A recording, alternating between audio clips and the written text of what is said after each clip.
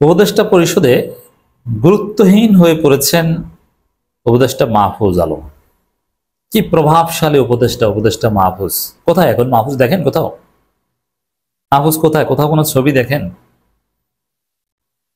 মাহফুজ কিন্তু দেশি এবং সুস্থ, এমন না যে অসুস্থ, মাথায় আঘাত লেগেছে, চিকিৎসা নিচ্ছেন সিঙ্গাপুর, না, তিনি সুস্থভাবে আছেন। কিন্তু তাকে গুরুত্বহীন করে দেওয়া হয়েছে, তার কোনো প্রভাব নেই, পাওয়ার নেই। এই যে রাজনৈতিক দলের সাথে সরকারের বৈঠক হয়, সেখানে আসিফ মাহমুদ থাকেন, আসিফ নজরুল থাকেন, আরো অনেকে থাকেন, আলী রিয়াজ থাকেন, কিন্তু মাহফুজ আলমকে কোথাও দেখা যায় না। আবার উপদেষ্টা পরিষদের মিটিং হয়, মিটিং এর এক কোনায় থাকেন, কিন্তু সাংবাদিকদের সাথে আলাপকালে মিডিয়া ফেসে আসিফ মাহমুদ থাকেন, কিন্তু মাহফুজ আলম নাই। একটা সময় আপনারা দেখেছেন যে বড় বড় ক্রাইসিস ফেস করতে পাঠানো হতো মাহফুজকে, যেমন জগন্নাথ বিশ্ববিদ্যালয়ের আন্দোলন, অনেক উপদেষ্টা থাকতে সেখানে মাহফুজকে পাঠানো হয়েছে, যে বোতল খেয়েছে কিন্তু মাহফুজকে পাঠিয়েছে, মানে গুরুত্ব ছিল। এখন আসিফকে অনেক জায়গায় সাথে নেন ডক্টর ইউনূস, কিন্তু মাহফুজকে সাথেও নেন না, কোথাও দেখাও যায় না। এর সরল ব্যাখ্যা হচ্ছে যে উপদেষ্টা মাহফুজ উপদেষ্টা পরিষদে গুরুত্বহীন হয়ে পড়েছে। এখন তার গুরুত্ব নেই, তার পাওয়ার নেই। যিনি নামখস্ত উপদেষ্টা হিসেবে আছেন, তিনি ফেসবুকে এখন পোস্টও দেন না, মানে তাকে চুপ করিয়ে দেওয়া হয়েছে। আচ্ছা, যদি বিষয়টা এরকম হয় যে না, মাহফুজ এখন অসুস্থ বা বিদেশে সফরে আছেন বা কোনো কাজে আছেন, তো একজন উপদেষ্টা এতদিন বিদেশ সফরে থাকেন না। আমি ধরে নিলাম বিতর্কের খাতিরে যে বিদেশে কাজে গিয়েছেন, তা কাজে গেলেও কোথায় গিয়েছেন কি, এগুলো সব গণমাধ্যমে আসার কথা। প্রভাবশালী উপদেষ্টা বিদেশে গেলে এগুলো আছে, তিনি তো আর চোর না যে চোরের মতো যাবেন, চোরের মতো আসবেন। আবার এই মাহফুজদের একটা প্রাসঙ্গিকতা হচ্ছে যে ফেসবুকে পোস্ট দিবেন। যেমন মাহফুজ যতবার বিতর্কিত হয়েছেন, ক্ষমা চেয়েছেন, এগুলো সব কিন্তু এগুলো সব ফেসবুক পোস্ট কেন্দ্রিক। অত ফেসবুকে পোস্ট দেয়া এটা একটা কমন বৈশিষ্ট্য, কিন্তু কোনো ফেসবুক পোস্টও নাই, কোথাও কোনো ছবিও দেখা যায় না, সাংবাদিকদের সামনেও আসেন না, কিচ্ছু না। আর যদি অসুস্থ হয়ে কমায় থাকেন, আইসিইউতে থাকেন, সেটাও গণমাধ্যমে আসার কথা, কিন্তু কোথাও কোনো আলোচনা নেই। আসল ঘটনাটা, এটা আমার ব্যাখ্যা, এটা আমরা দুই ধরনের ব্যাখ্যা আপনাদের শুনি। একটা হচ্ছে সুনির্দিষ্ট তথ্য জানলে ওইটার আলোকে, আর একটা হচ্ছে অ্যানালজি। এটা হচ্ছে আমার অ্যানালজি, আমি বিষয়টা ওইভাবে জানি না এবং এটা জানা সম্ভব না, এটা কেউ কাউকে বলবেও না। জামায়াতের সাথে মাহফুজ যে অন্যায় করেছিলেন, জামাতের বিরুদ্ধে প্রথম আলো ডেইলি স্টারের কথায়, ভারতের কথায় যেভাবে খেপেছিলেন, এটা জামাত সিরিয়াসলি নিয়েছে। যেহেতু ইউনূস সরকারের মূল ফোর্স বা মূল শক্তি তখন, এখন অবশ্য ঘুরে গিয়েছে পরিস্থিতি, শক্তি ছিল জামাত। প্রফেসর ইউনূস পদত্যাগ করে চলে যেতে চেয়েছিলেন, জামাত তাকে ঠেকিয়ে রেখেছে। এই কারণে জামাতের গুরুত্ব তখন, এই কয়েক সপ্তাহ আগেও সরকারের কাছে ছিল অপরিসীম।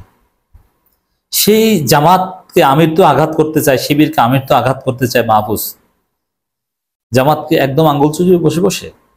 জামাত হয়তোবা আবার জামাতের বিচার চায়, পাকিস্তানপন্থী কত কিছু। জামাত কি বসে থাকবে? না। তো জামাত হয়তোবা বিষয়টা প্রকাশ্যে রিয়াক্ট না করে, অবশ্য জামাতের নির্বাহী পরিষদে এই বিষয়ে আলোচনা হয়েছে এবং সিদ্ধান্ত নিয়েছে জামাত না, মাহফুজের সাথে প্রকাশ্যে লাগা যাবে না, কারণ ওর সাথে জামাতের প্রকাশ্যে কনফ্লিক্ট, এটা মানায় না।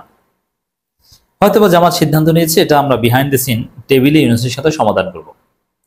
হয়তোবা জামাত অফ ক্যামেরা, অফ স্ক্রিন ইউনূসের কাছে গিয়েছে, যে বলেছে যে স্যার, এই আপনার উপদেষ্টা আওয়ামী লীগের মন্ত্রীর মতো আচরণ করছে জামাতের সাথে, অথচ আপনি নিরপেক্ষ সরকার নন, শুধু জামাতের শক্তির বলে আপনি বলিয়ান, অর্থাৎ আওয়ামী মন্ত্রীর মতো ট্রিটমেন্ট করবে জামাতকে, এই জামাতের সমর্থনে টিকে থাকা সরকার, এটা আমরা টলারেট করব না।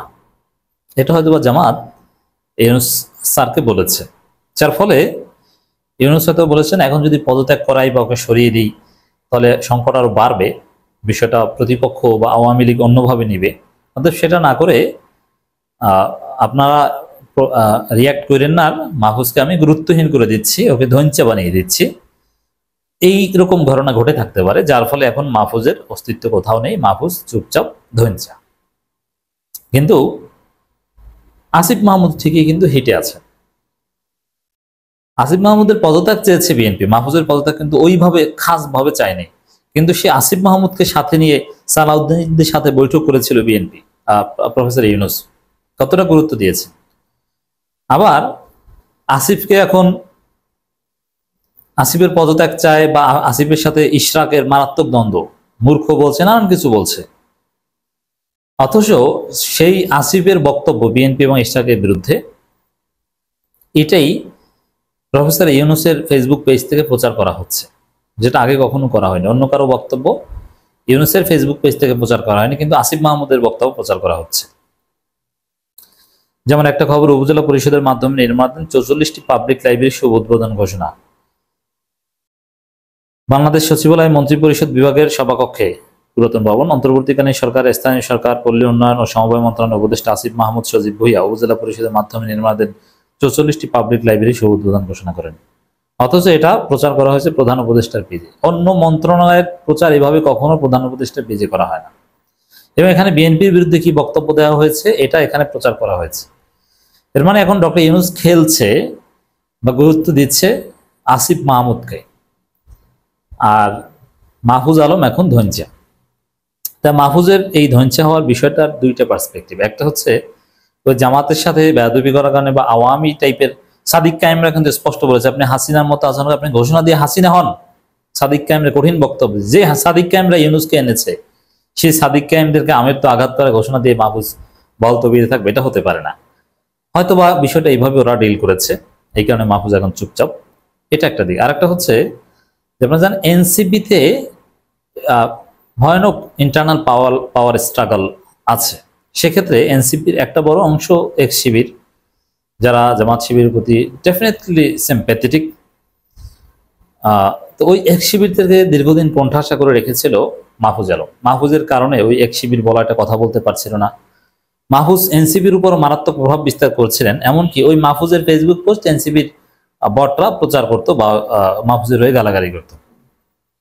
কিছুদিন চলছিল, কিন্তু ইউনূস সরকার থেকে মাহফুজকে দুর্বল করে দেওয়ার পর এনসিপির ভিতরেও হয়তোবা মাহফুজকে ধৈর্য করে দেওয়া হয়েছে। তাহলে কি দাঁড়ালো দর্শক, সরকারেও মাহফুজের গুরুত্ব নেই, এনসিপিতেও মাহফুজের গুরুত্ব নেই, দুই জায়গায় গুরুত্বহীন।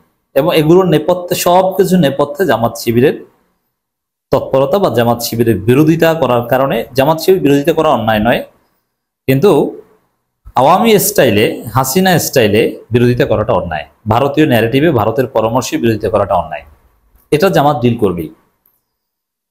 আবার একজন মন্ত্রী, তিনি থাকবেন নিরপেক্ষ, তিনি কখনো একটা পলিটিক্যাল পার্টির মতো আচরণ করতে পারেন না। এই সব বিষয়গুলো একত্র করে ওই সাবেক শিবির, বর্তমান শিবির, বর্তমান জামাত, এরা সবাই মিলে সম্ভবত মাহফুজকে ধৈর্য বানিয়ে রেখেছে।